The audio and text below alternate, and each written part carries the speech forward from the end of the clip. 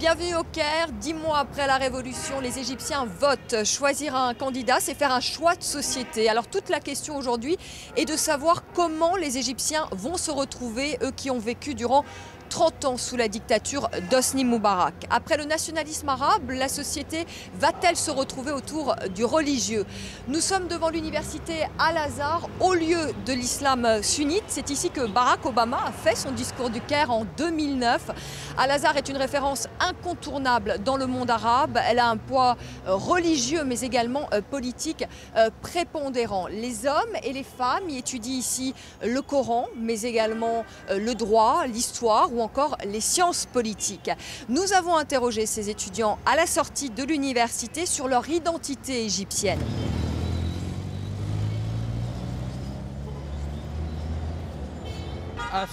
Je suis d'abord fier d'être musulman, ce qui est le plus important. Deuxièmement, je suis fier d'être égyptien. Troisièmement, arabe. Et quatrièmement, d'être africain. 70% des Égyptiens sont avec la religion et avec l'islam. Pour eux, l'islam est la solution et le slogan reste « l'islam est la solution ». On veut des bases justes et islamiques. On ne veut pas de tyrannie. On ne veut pas de dictature. On veut la démocratie, la liberté et la justice. Voilà, nous sommes maintenant à Imbaba, l'un des quartiers les plus populaires du Caire, où vit une majorité de musulmans. Au milieu, une petite communauté copte. Les coptes représentent 8 à 10% de la population. Ils sont victimes de discrimination, parfois même d'attaques. Des attaques qui se sont d'ailleurs multipliées depuis la Révolution. Par peur, certains ont décidé de fuir le pays. D'autres, au contraire, ont choisi de rester. Willy Brassiano et Adel Gastel sont allés à leur rencontre. Reportage. C'est une communauté secouée par des agressions à répétition sur tous ces 10 derniers mois. En mai dernier, l'église copte de la Vierge Marie dans le quartier populaire d'Imbaba au Caire a été incendiée. Aujourd'hui, ces chrétiens d'Égypte sont partagés entre peur et résistance. Je ne suis pas inquiète, je me sens en sécurité dans la rue. Vraiment, je ne suis pas inquiète. Dieu existe, il est au-dessus de nous tous. Si nous avons peur, nous ne sortirons jamais de chez nous. Nous n'irons jamais travailler.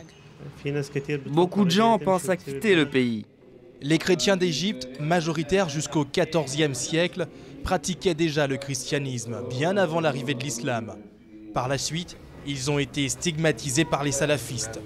Leur situation ne s'est pas améliorée avec la Révolution. Au contraire, les vieux démons se sont réveillés.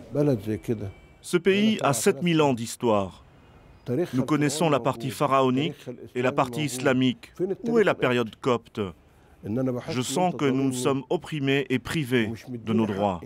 Qu'est-il arrivé à ceux qui ont brûlé l'église? Où en est l'enquête? Non loin de cette église, dans ce quartier où cohabitent chrétiens et musulmans, c'est la question que se pose également Hanan. Elle évoque avec douleur la mémoire de son mari poignardé puis brûlé pendant l'attaque de l'église. Je ne fais pas confiance à la justice égyptienne, ni au pouvoir égyptien, ni même à la justice humaine. Je fais confiance à la justice de Dieu. Nous sommes persécutés parce que nous sommes chrétiens. Qu'est-ce qu'on nous reproche? Ma fille a 6 ans. Elle ne pourra plus dire « Papa ». Salah était le gardien de l'église. Il laisse une veuve de 36 ans et 3 enfants, dont l'aîné Mina, 17 ans, lui rend hommage sur les réseaux sociaux et dénonce les dérives qui touchent les chrétiens. Je veux mourir dans mon pays. Je ne quitterai pas mon pays, quelles qu'en soient les raisons. Je ne veux pas quitter l'Égypte. D'autres ont choisi de s'engager en politique. Cet avocat, copte de 39 ans, a décidé de se présenter aux élections législatives en candidat indépendant. Certains prétendent que nous sommes des gens négatifs et que nous ne participons pas à la vie politique. Là, je prouve le contraire.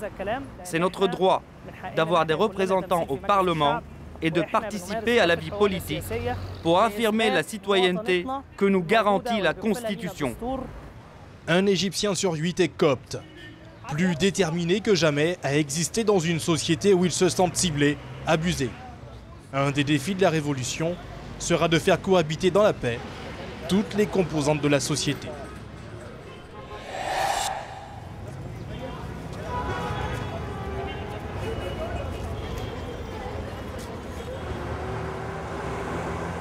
Nous sommes sur le pont Gala, sur le Nil, où l'on retrouve une femme engagée auprès des frères musulmans. Elle est la cofondatrice du parti Liberté et Justice. Dina Zakaria, bonjour, merci d'être avec nous.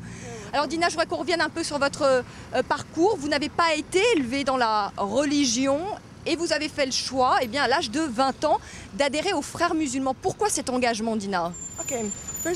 Tout d'abord, je veux juste mentionner le fait que j'ai décidé de mener ce genre de vie religieuse quand j'avais 16 ans. Et plus tard, quand je suis allée à l'université, à 18 ans, j'ai commencé à chercher qui pourrait m'aider à mener cette vie religieuse, mais d'une manière moderne. Je me suis renseignée sur le mouvement des salafistes et celui des frères musulmans, et j'ai décidé de rejoindre les frères musulmans parce que je trouve qu'ils ont cette vision globale de la vie. Ils savent comment vivre la vie religieuse, mais d'une façon plus moderne. Je peux participer à la politique, par exemple, je peux avoir des activités sociales, et c'est important de voir les choses comme ça. Comment vos parents ont vécu votre engagement, eux qui ne vous ont pas élevé dans la religion? Au début, ils étaient vraiment inquiets que je devienne trop religieuse, comment je pratiquerais la religion. Ils étaient inquiets parce que les médias jouaient un rôle incorrect. Ils encourageaient les gens à craindre les mouvements religieux. Alors mes parents étaient inquiets au début. Mais après, ils ont mieux compris. Et plus tard, quand je leur ai demandé ce qu'ils pensaient de moi, ils m'ont répondu qu'ils étaient fiers.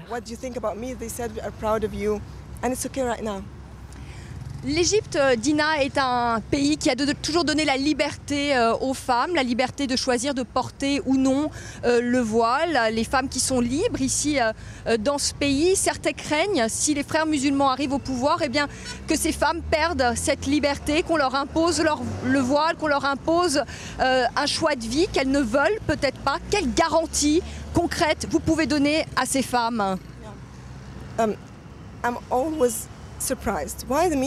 Je suis toujours étonnée de voir que les médias, les personnes qui travaillent dans les médias, pensent que le voile est notre plus grand problème. Nous avons tellement de choses à faire. Nous n'allons pas commencer par parler du voile.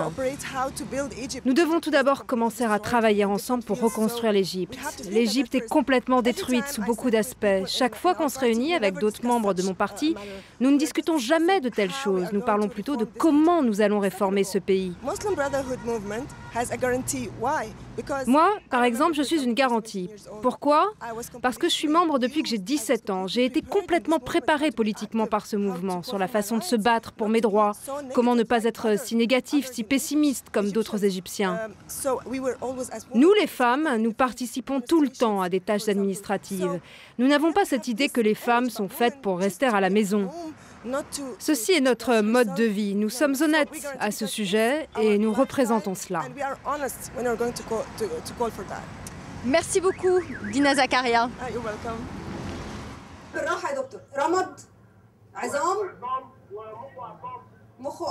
Nous sommes dans les studios de la chaîne de télévision privée égyptienne On TV avec sa vedette, Rim Magued, qui est avec nous. Bonsoir.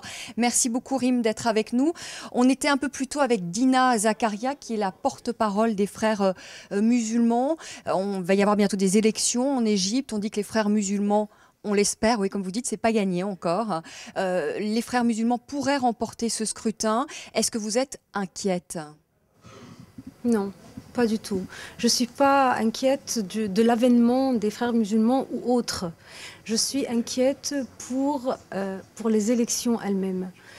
Tout ce que je souhaite, tout ce que j'œuvre pour, pas moi personnellement, mais tout ce qu'on lutte pour, c'est pour accomplir cette transition démocratique dont les élections sont un outil principal.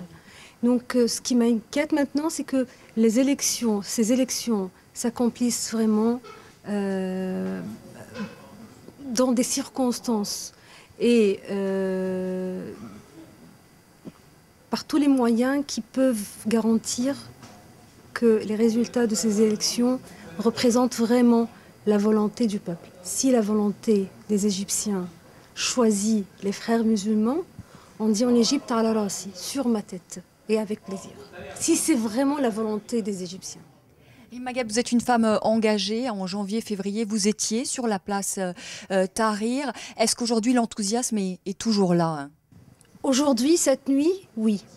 Si vous me posez cette question avant-hier, j'aurais dit non. Non, ce n'est pas le cas. Mais ce soir, alors qu'on paye toujours des martyrs dans la place, oui. C'est bizarre, mais vraiment, ça fait de la peine qu'il y ait encore des martyrs qu'on paye pour le bien de cette révolution. Mais en même temps, ceci signifie que cette révolution continue. Elle est toujours là. Elle n'est pas morte. Elle n'est pas achevée encore.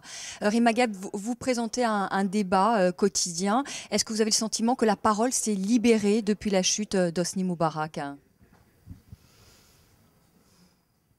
La parole s'est libérée, oui. Mais les médias, non. Mais pour les Égyptiens, bien sûr que oui. Maintenant, vraiment, ils sont d'abord intéressés. Ils sentent qu'ils sont là, qu'ils sont vivants, qu'ils peuvent faire quelque chose, qu'ils peuvent créer une certaine différence. Même si parfois ils sont un petit peu peut-être déçus, peut-être pessimistes à l'égard de l'avenir, peut-être effrayés. Mais en même temps, ils ne cessent pas d'abord de réfléchir, de parler bien sûr, et de trouver des solutions très créatives, même pour leur propre souffrance, quoi. Merci beaucoup Rym Magheb de nous avoir donné cette interview. Maintenant, on va aller à la rencontre de l'un de vos confrères qui officie aussi dans ces studios. Il s'agit de Bassem Youssef. Il passe au crible toute l'actualité avec un regard critique, humoristique. Sonia Dridi l'a rencontré. Reportage.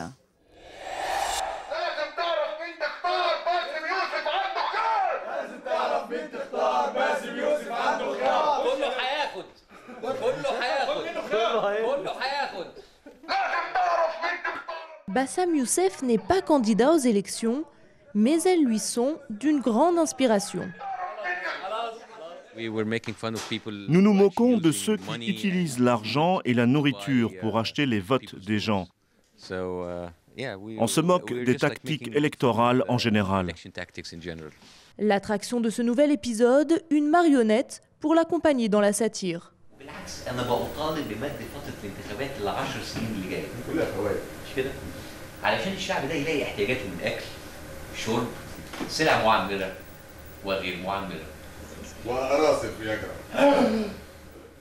Son audace et son humour dépassent souvent les barrières traditionnelles du paysage audiovisuel de son pays, mais pas facile de briser les tabous.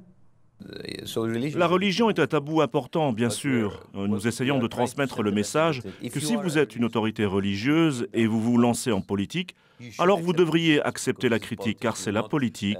Vous n'êtes pas sacro-saint ou secret. Bassem est un pur produit de la Révolution. Chirurgien, il devait se lancer dans une carrière aux États-Unis, mais le soulèvement populaire a changé son destin. Scandalisé par la couverture de l'événement par les médias d'État, il décide de donner sa propre information, celle qu'il voit sur le terrain. Ses premières vidéos apparaissent sur Internet, avec comme studio son appartement. Il y avait tellement de mensonges sur la télévision d'État, des mensonges fabriqués sur les gens à Tahrir. À chaque fois que je revenais de Tahrir, tous les jours, et que je regardais la télé, j'étais très énervé. Le format de son émission est inspiré de celle de son idole, l'humoriste américain Jon Stewart. Jon Stewart est un pionnier de ce genre de satire politique. Je le regarde depuis 7-8 ans environ. La quantité de recherche qu'il fait, l'intelligence avec laquelle il fait son show est extraordinaire. Ses recherches à lui sont effectuées à l'aide de cette équipe de jeunes volontaires. Il s'applique à dénicher les perles du net et de la vie politique égyptienne. Je ne connais pas ces gens. Je ne les connais pas. Qui êtes-vous? Ils viennent juste pour la nourriture. Et Bassem continue d'user de l'ironie, même sur les sujets les plus sérieux. L'armée? Nous adorons l'armée. Dans cette période de troubles traversée par son pays, la dérision reste sa meilleure arme. Et on se quitte ici, place Tahrir, une place noire de monde. La révolution égyptienne continue. Merci à vous de nous avoir suivis sur France 24. On suivra évidemment la situation en Égypte, mais également dans le reste du monde arabe. Merci, à très bientôt.